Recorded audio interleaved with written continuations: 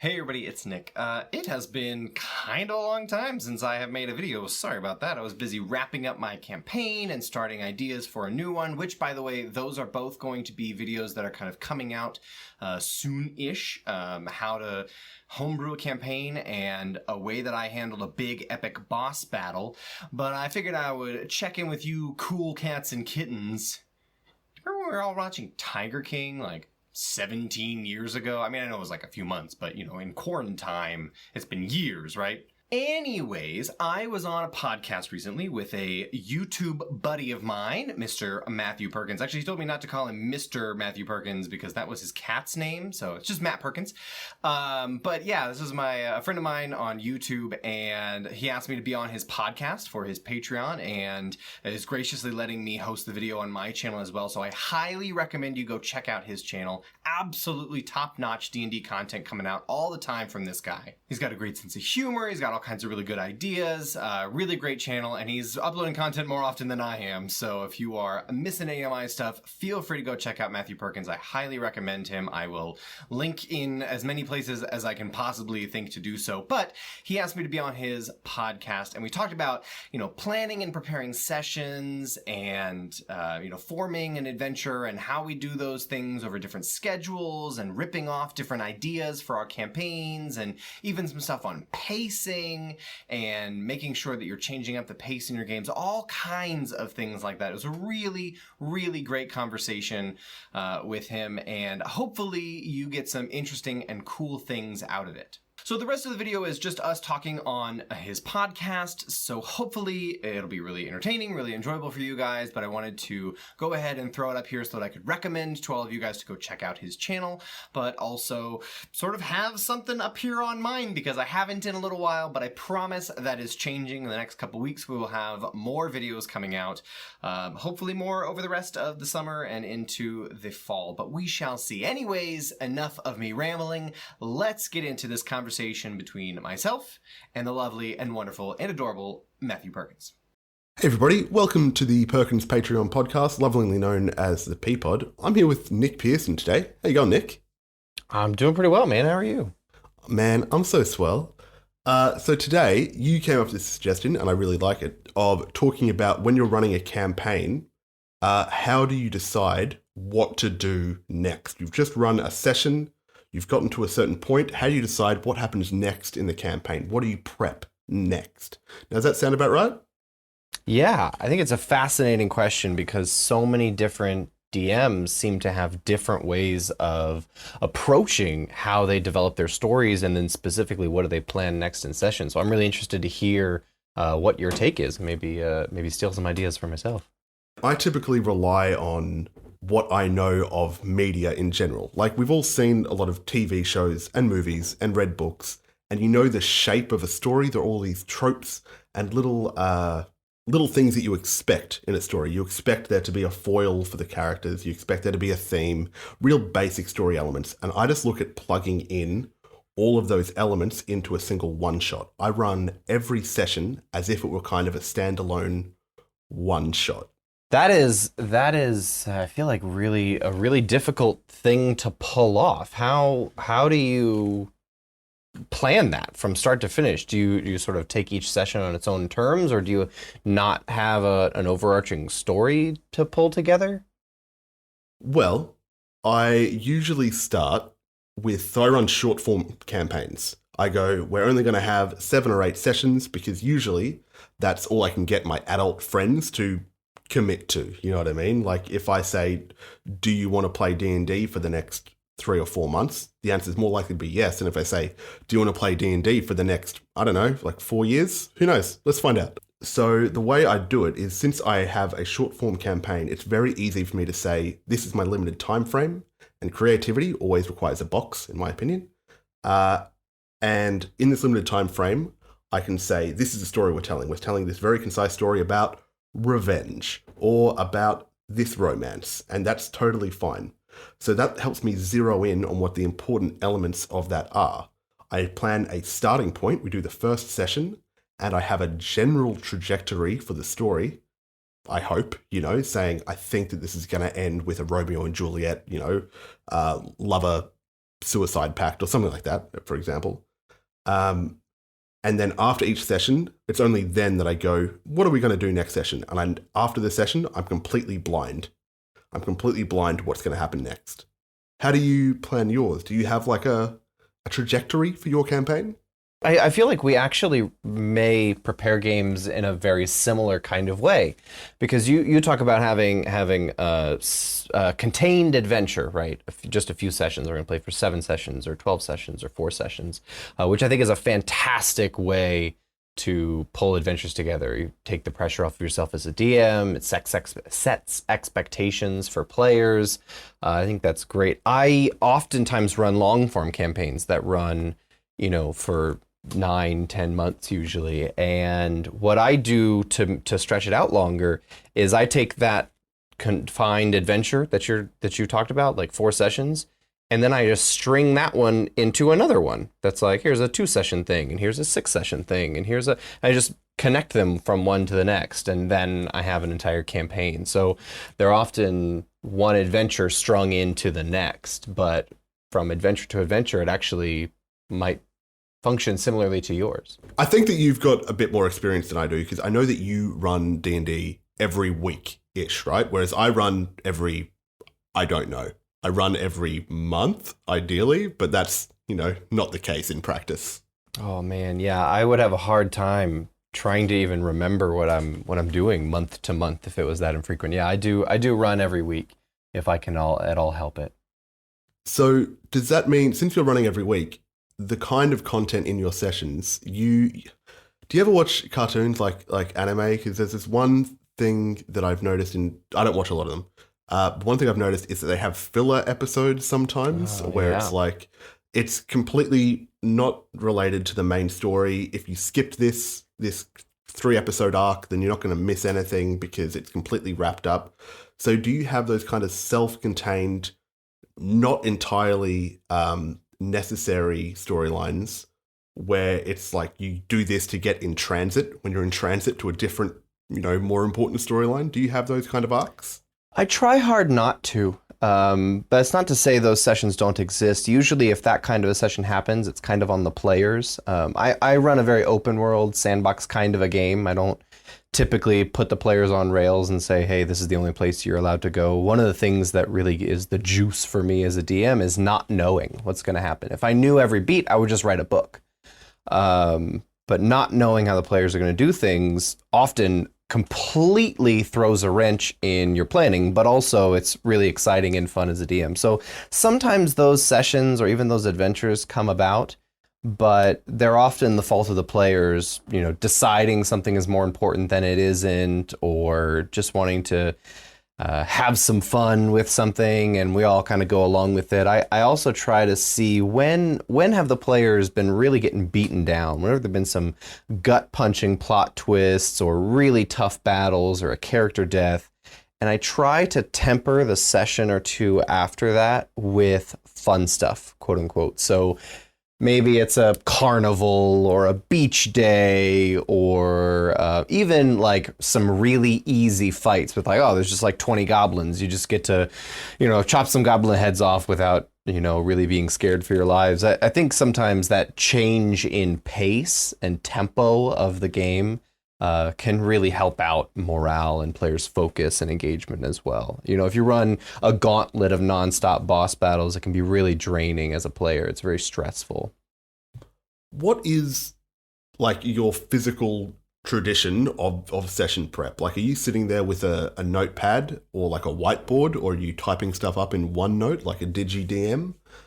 What's your medium, your artist medium here? So probably about a year or two ago, I moved over to Google Docs so that I can work on my notes on wherever I'm at. If I'm out and I have my phone on me, I just have an idea, I can open it up real quick and throw something in.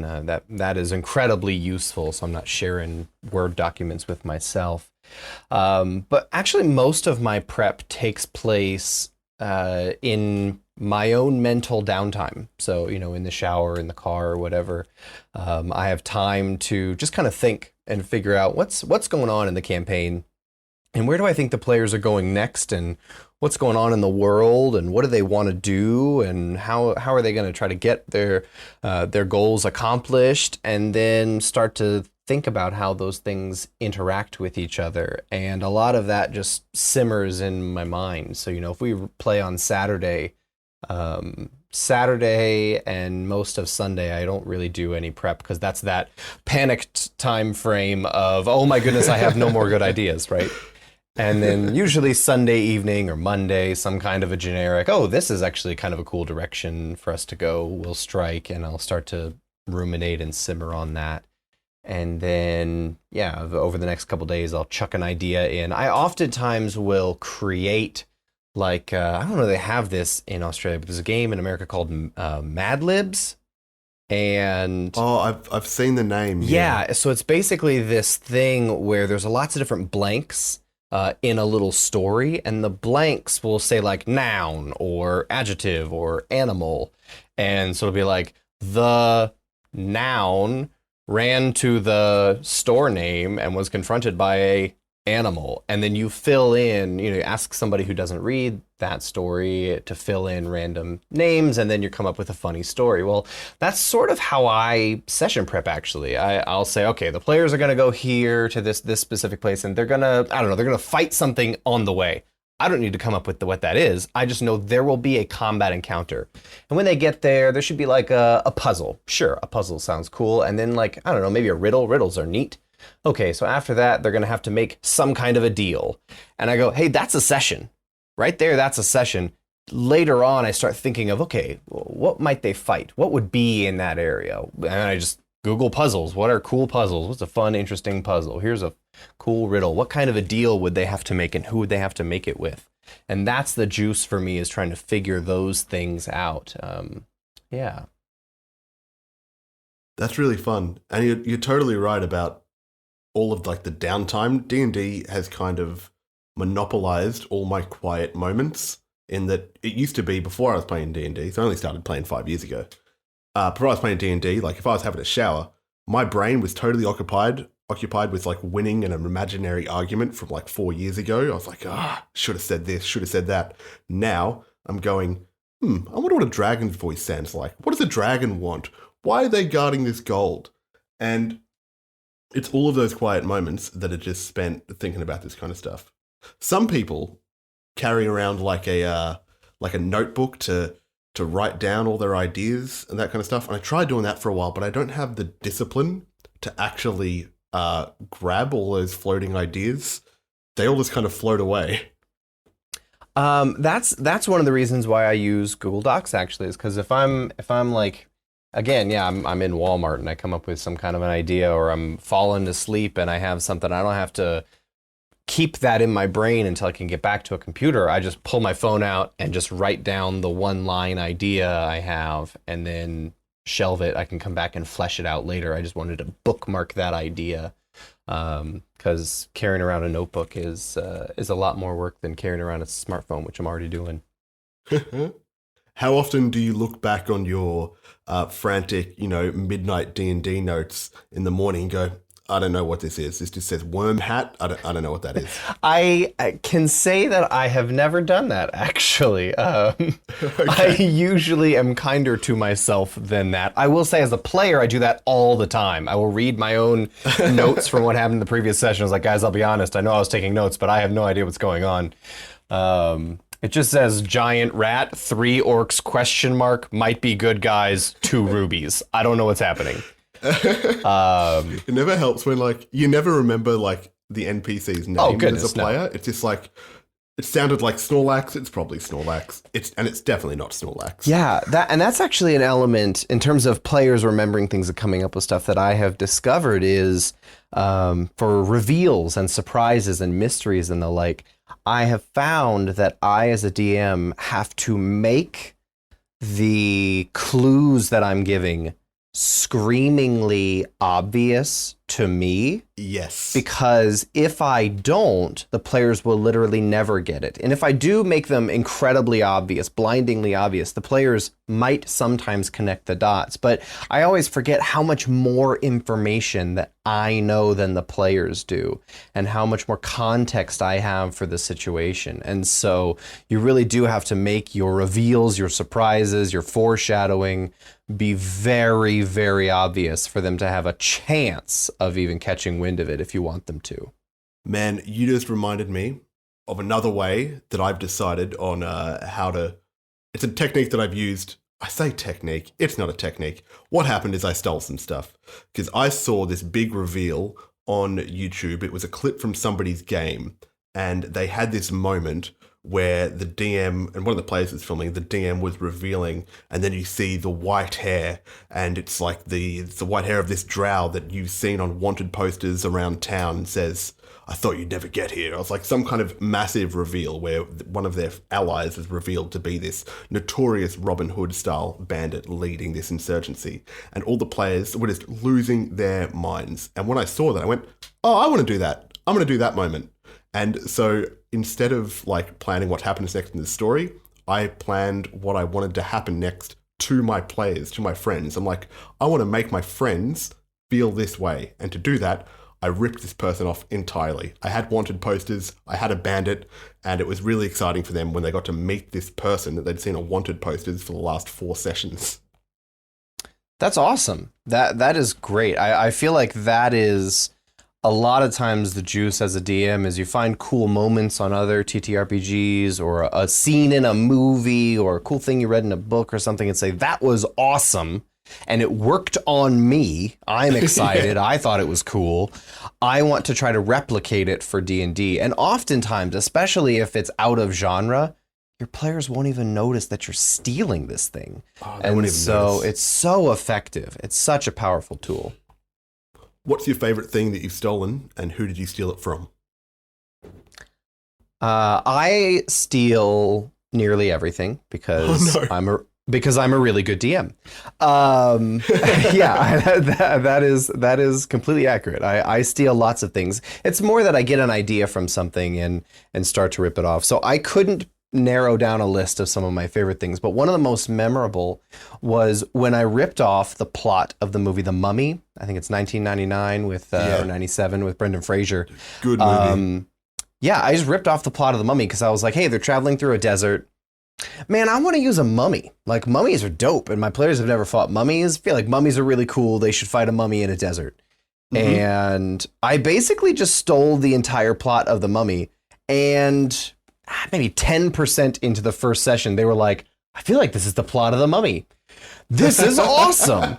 And it was so cool because they recognized that it was just straight up copying something, but they didn't care because they'd seen the movie, but they've never gotten to play the movie and be in the middle of it. It's something that feels so much more real when you are doing it than when you're just watching it. And so that would be some advice that I have for people is don't be afraid to rip things off like that, because even if your friends notice that you're doing it, they probably won't care because it'd be really cool that they're in the middle of this thing that they recognize. And I feel the same way about like generic kind of tropes. Like fantasy has been retreaded and retreaded, and it's touted as this, magical, mystical world, but everyone tells the same stories. And when I was an edgy teenager, I would go, so unoriginal, orcs and elves, I'm sick of it, blur. But now as an adult, I'm going, look, even if my players recognize these tired old tropes and storylines from generic fantasy, they're going to like it. Do you know why? Because these things are tropes because people like them. They're rehashed because they're likable. I love it. Couldn't agree more. I begin and end a lot of my adventure planning with tropes. Yeah. A judicious amount of using them and a judicious amount of subverting them. I think that's really fun.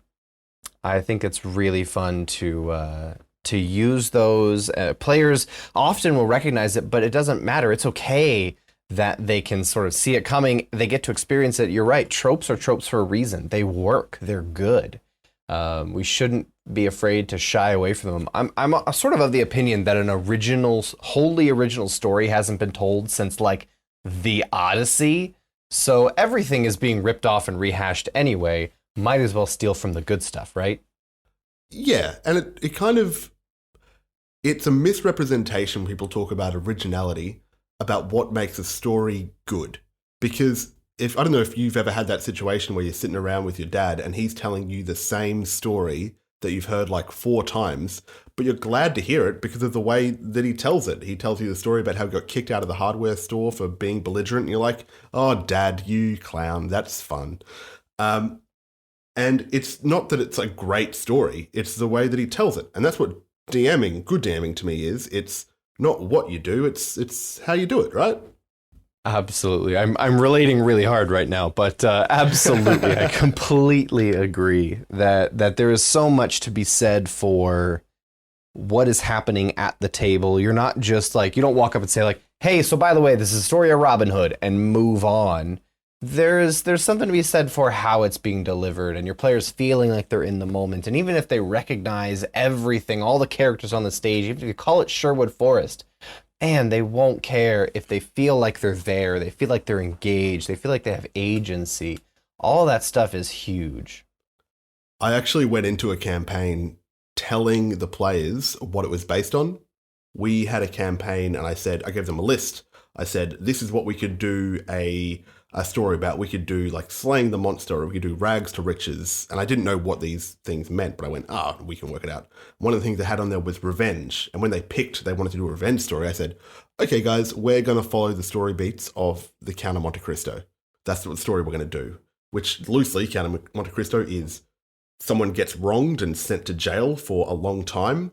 They come out of it, and one by one, they go down the list of the names that wronged them, and they just betray them and take them out some kind of way. And they don't necessarily kill them, but they take something from them. The best part is the conceit of the Count of Monte Cristo is that he becomes ridiculously rich and gets unlimited wealth during that story, and that's how he exacts his revenge. So the players knew at some point they're going to get thousands and thousands of gold to do this.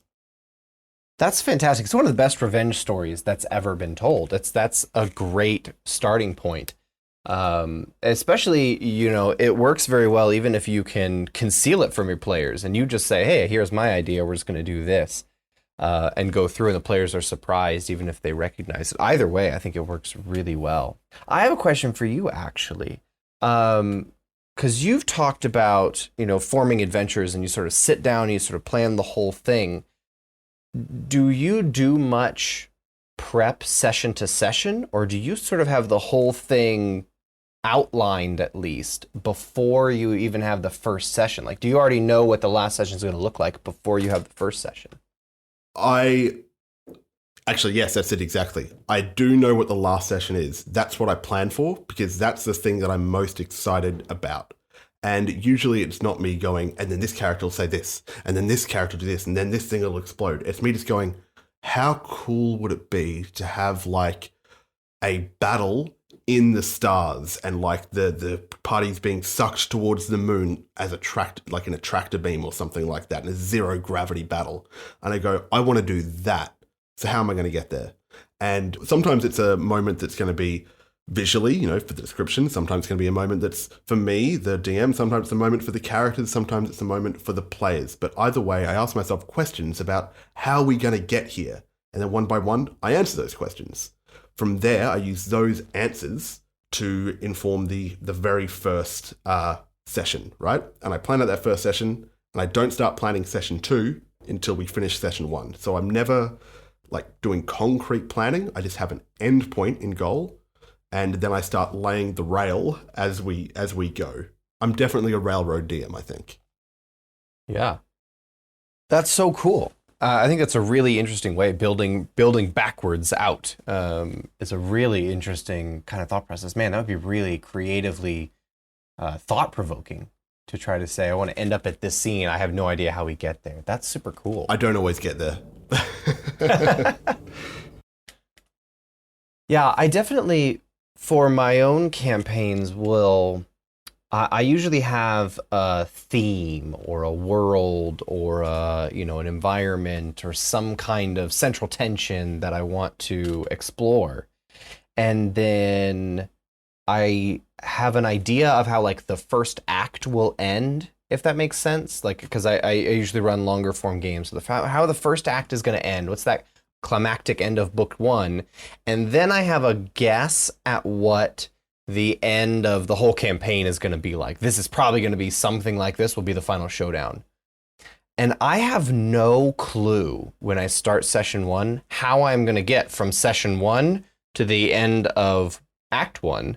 And then from the end of act one to the end of the campaign. I have no clue how those things are going to happen. That's the week to week for me, is I start to say, and that's why it's stressful towards the end of the campaign, because I go, okay, we got 4 sessions left before we're going to end. And I need to get to this spot. How do I get there and have it take exactly 3.5 sessions to get to right there?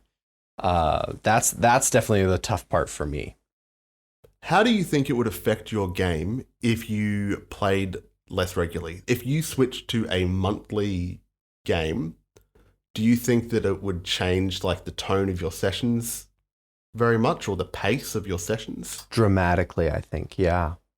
In what way? Do you think it would be a slower game, or do you think it would be a faster game? For one, I think we would play longer, because I would be more antsy. I would want to get more done. I would want to say, you know, we only have this amount of time, so I really want to get a lot done. And 2, I think it would change my mindset for the session to some degree. I would definitely have a lot longer to flesh things out and build things up, but I also wouldn't have as many dynamic story beats. I wouldn't have as many different political things happening. I often run a very faction-heavy political intrigue kind of game, and I wouldn't do that as much because I wouldn't expect or trust the players to be tracking all of that and follow all of that regularly. So I would definitely probably run a much more straightforward game. I might run a game that's more on rails, where I say, hey, I've got all this time to plan. I'm just going to say this is the story going forward. There's not these big information dumps where you have decisions to make and alliances to forge or break and stuff like that. It would be much more straightforward, because I don't know that the players would have the mental bandwidth if you're playing once a month, or for sometimes if you miss a session once every 2 months, to remember all the beats. I will say that since we don't play so regularly, we play, you know, once a month or sometimes less. One comment that I've gotten from my players is, oh man, we got through so much. Like, we play at a breakneck speed and we just jump from scene to scene as we like. And sometimes there's an improvised scene. Someone says, I want to do this. I'm like, oh, cool. Let's just make that work. Like in our first session of that Count of Monte Cristo campaign, the players, you know, take a job, they break into a place, they burn down half the city, they get arrested, and then they spend 4 years in jail. And that was 1 3-hour session. It was one session and it took 4 years. Yeah. I often do that all killer, no filler kind of a session. I don't really like forcing fluff, so to speak. I am fine with the players engaging in it. So like if they come to a tavern and I know they're just passing through this town, they're going to spend the night, they're going to go out in the morning on their way. I'll often just say, okay, you have the tavern, the room is, you know, whatever, because you have millions and millions of gold compared to these people. So I don't really even charge them the 2 silver for the room. Just say, okay, so you stay in the tavern for the night. Is there anything anybody wants to do this evening before they go to bed or while they're in town? And I will open it up to the players generally and say, is there any conversations you want to have, any NPCs you want to meet? I'll say things like that to prompt them, but I don't like force them to talk to the tavern keeper and get a room and order dinner. And there are definitely DMs who want to do that and they're players who want to do that and role play it all out. I oftentimes just want to give my players the options. If there are conversations that need to happen, great, have a conversation. I have no problem with that. But I also don't generally force those kinds of moments. I want to get to the action. I want to get to the cool stuff. So I often will have those like high note to high note kind of moments as well. Did you ever play a video game from like 2008 called Spore, or did you hear about it? The name I recognize, but I don't know anything about it. So it was this really ambitious game where it goes, you get to play through the whole evolutionary life cycle of this organism, and you start off with some kind of bacteria, and the game is you go around and, you know, eat bacteria and stuff, and then it goes, now you get to build your creature, and you get to put like arms and weird eyes on your monster or whatever, and then you play a different game. You know, suddenly that bacteria stuff isn't relevant anymore because now your creature's evolved to this, and you have to do like pack hunting, and then you do that for a while, and now you've evolved and you've become like a civilization, and then the game changes again to be about civilization, and then eventually that civilization gets so advanced that you get space travel. So now the bacteria and the pack hunting and the civilization aren't relevant anymore because now it's a space game. And that's how I kind of feel about the tiers of play for D&D. Like that conversation with the innkeeper, that might actually be really important when the party has no money and they're level 1, and the innkeeper might have a job for them. But as they kind of evolve out of that, you know, that play space, when they get the money and they get the levels to the point where the innkeeper's threats aren't even relevant to them anymore, that's still there in the world, right? In Spore, the bacteria is still there, but who cares? That's not the game anymore. Now the game is we're going to fight this red dragon, and we're doing it because we have a vendetta against it. And after that, that's not the game anymore. Now it's a political game because we are working for kings. And it's up to you, I think, as a DM to decide what's actually relevant and what you're going to get any kind of payoff for your players. That is a fantastic point. That's a fantastic point. I oftentimes will start my games at either level 3 or level 5. So I sort of have in my head skipping over that conversation with the tavern keeper because I don't play much at level 2. I really enjoy levels 3 through 10-ish. So I try to keep my game there as long as I possibly can. But yeah, there's definitely that aspect of the things that were dangerous and scary to you at one point in time become trivially easy later on because you're dealing with bigger and badder things. I love that element. It helps the players feel like they're progressing in the world as well as the story. Should we try and find... This has been a lot of fun. Should we try and find some kind of prescriptive point? Should we try and boil down this conversation to maybe like a YouTube top 3 of how to prepare your next session? Like what do you reckon our tips are?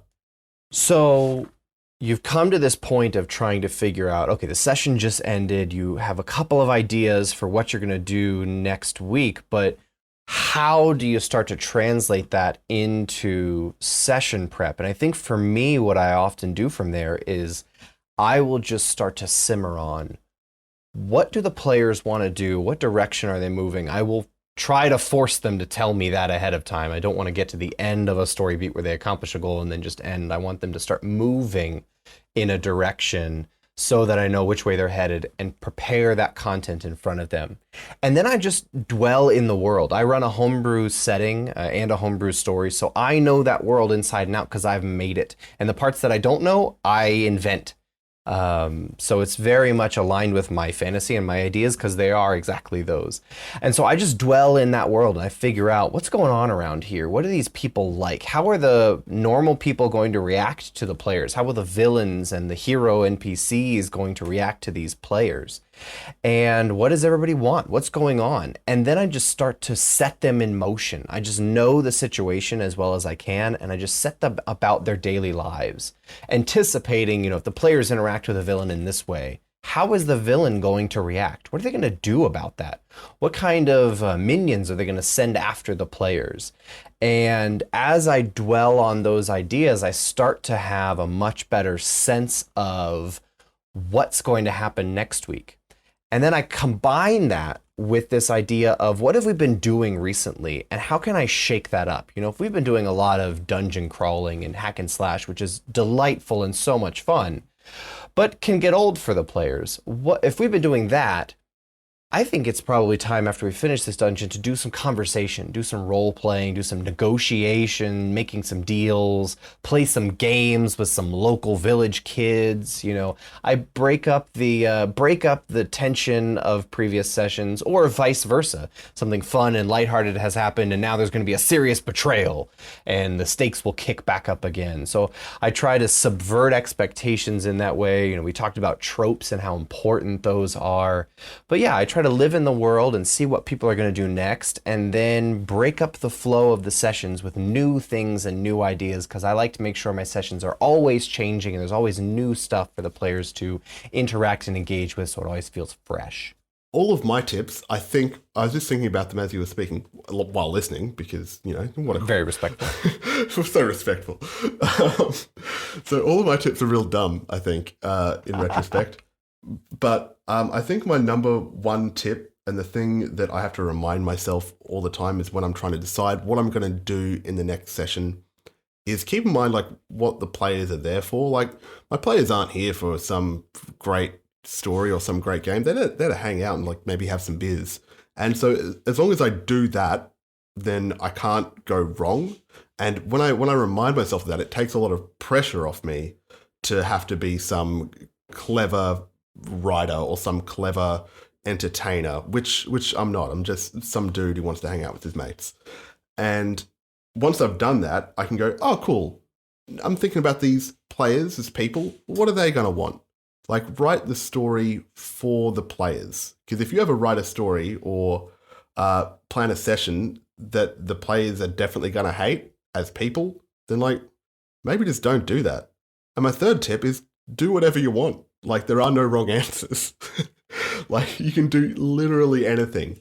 And there might be somebody on the internet that's going to tell you, oh, that's not right. You can't use elves to be that way. That's not what the way elves are.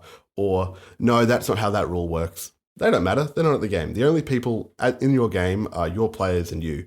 And they're the only people you have to worry about. But also, I agree with everything Nick said.